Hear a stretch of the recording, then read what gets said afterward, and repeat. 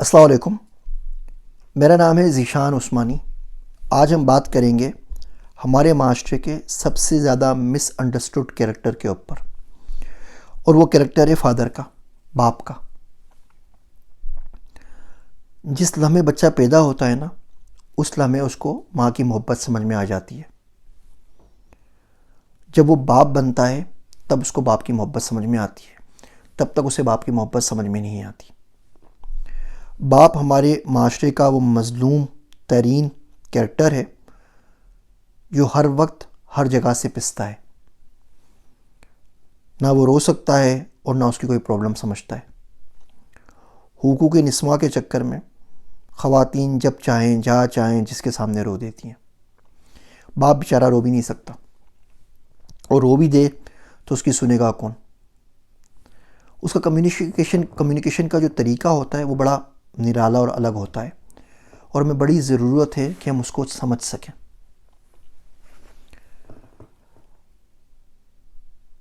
جب باپ کمزور ہوتا ہے تو وہ اولاد کو ڈائریکٹلی نہیں بول سکتا کہ جی مجھے ریٹائر ہو کے گھر بیٹھنا ہے، اب تم کما کے لے کر آؤ۔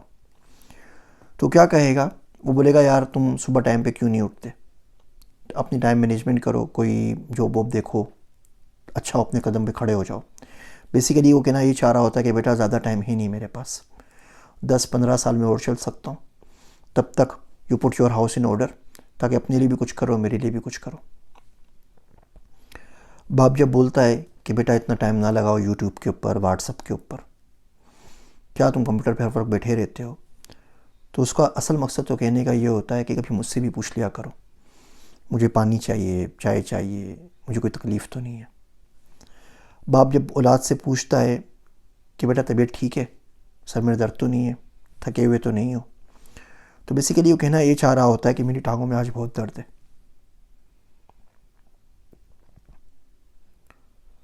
اور اگر آپ تمہارے میں اللہ نے صحت دی ہے، جوانی دی ہے، تو تھوڑا میرا خیال کر لو۔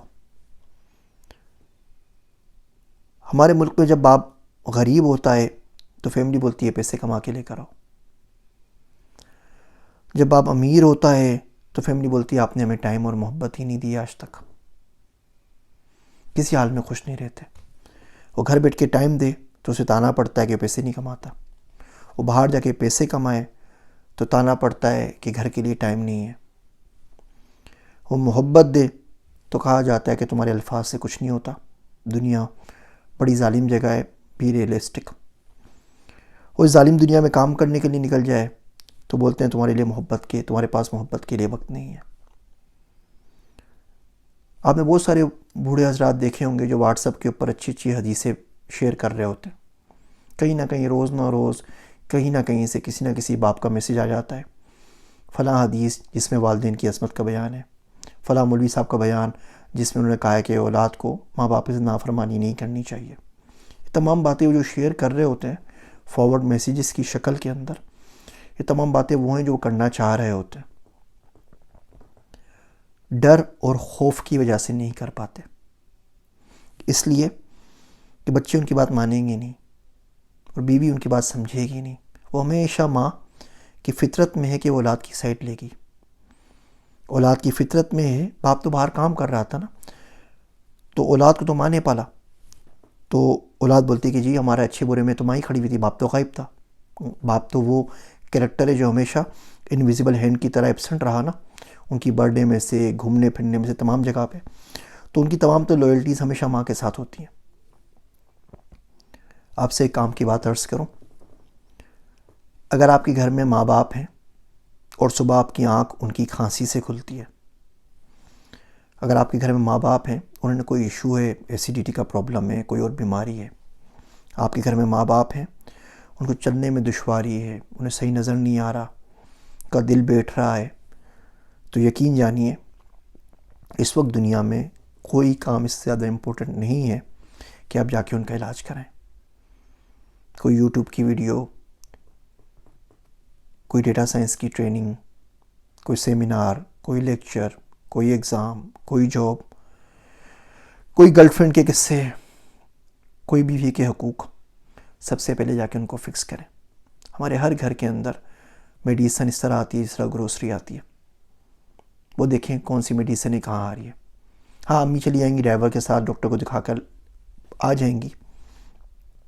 آپ کہاں گئے؟ آپ کا حق تھا آپ لے کے جائیں. ہاں ابو چلے جائیں گے، میں نے پیسے دے دیے ہیں، ڈاکٹر دیکھ لے گا، ڈاکٹر سے اپوائنٹمنٹ دے دی ہے. یقین جانیے یہ حق نہیں ہے، یہ صحیح کام نہیں ہے.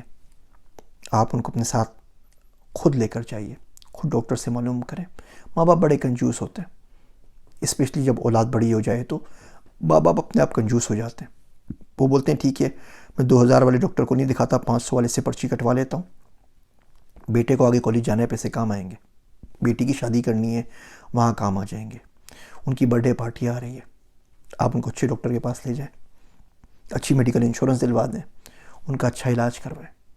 اگر آپ کے امی ابو کو مائگرین ہے تو یقین جانیے آپ کی ڈگری کسی کام کی نہیں، جب تک آپ ان کا مائگرین کا کوئی نہ کوئی سولوشن ڈھونڈ کے نہ لا دیں.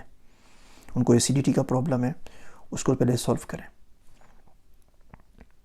کبھی باپ کے پاس بیٹھ جایا کریں 10-15 منٹ کے لیے. باہر رہتے ہیں اگر شہر سے تو کال کر لیا کریں.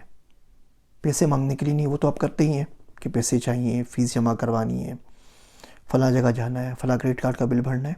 اس کے علاوہ کام کے علاوہ باہر لے کے نکل جائے نا.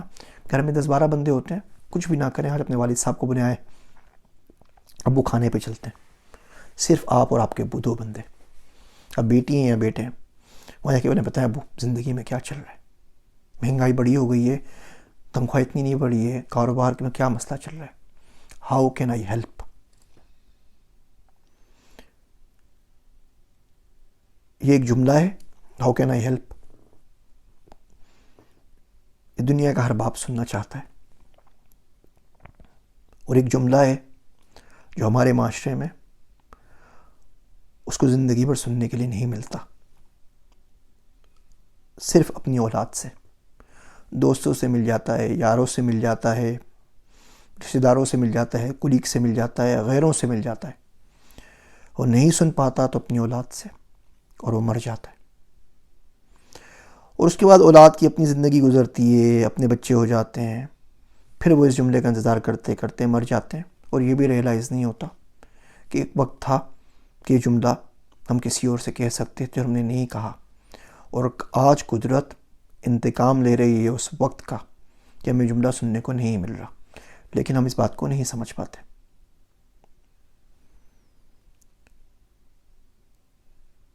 اولاد بہت بڑی ذمہ داری ہوتی ہے. آپ کو یہ تمام چیزیں چلتی پھرتی گھر میں نظر آ رہی ہوتی ہیں، بجلی آ رہی ہوتی ہے، پانی آ رہا ہوتا ہے، گیس آ رہا ہوتا ہے، اسکول کی فیس بھری جا رہی ہوتی ہے، گاڑی میں پیٹرول آ رہا ہوتا ہے، نوکروں کی تنخواہ آ رہی ہوتی ہے، آپ گھوم پھر رہے ہوتے ہیں. اس کے پیچھے کسی شخص کی شب و روز کی محنت ہے، اس کا دل ہے. باپ 1000 چیز کرتا ہے، ایک بھی نہیں بتاتا. ماں جتا دیتی ہے، باقی لوگ جتا دیتے ہیں، باپ نہیں جتاتا، خاموشی سے کرتا رہتا ہے. اور اس کے ساتھ سب سے بڑا پرابلم یہ ہے کہ اس کے مرنے کے بعد بھی اس چیز کا اندازہ نہیں ہوتا. بیکاز جب وہ من مرتا ہے تب تک اولاد جوان ہو چکی ہوتی ہے، اپنے مسائل میں بزی ہو چکی ہوتی ہے. اس بات کا ادراک ہی ان کو نہیں ہوتا کوئی شخص بغیر نام لیے ان کے لیے کیا کچھ کر گیا. ہاں شکایتیں اون ہوتی ہیں، شکایتیں ہمیشہ چلتی رہتی ہیں اور کچھ نہیں کر سکتے. تو دعا کریں، دل پہ ہاتھ رکھ کر، اللہ کو حاضر و ناظر جان کر قسم کھا کے بتائیے ہم میں سے کتنے لوگ ہیں جو روز کی بنیاد پر اپنے باپ کے لیے دعا کرتے ہیں. وہ زندہ ہیں یا مر گئے، روز ڈیلی. جس شخص نے سینچ کے آپ کو جوان کیا، آپ کو bachelors masters P H D تک کروا دیا، آپ کی شادیاں کروائیں، آپ کے بچوں تک کا خیال رکھا، 24 گھنٹے میں سے 30 سیکنڈ آپ کے پاس اس شخص کے لیے نہیں ہے.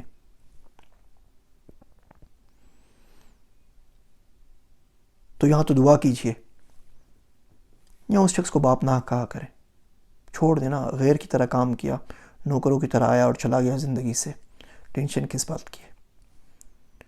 امید ہے آپ کو یہ باتیں سمجھ میں آ رہی ہوں گی، آج نہیں تو کبھی نہ کبھی ضرور آ جائیں گی انشاءاللہ تعالی. اگر آپ اس ویڈیو کے بعد اپنے ماں باپ کو ڈاکٹر کے پاس لے کے جائیں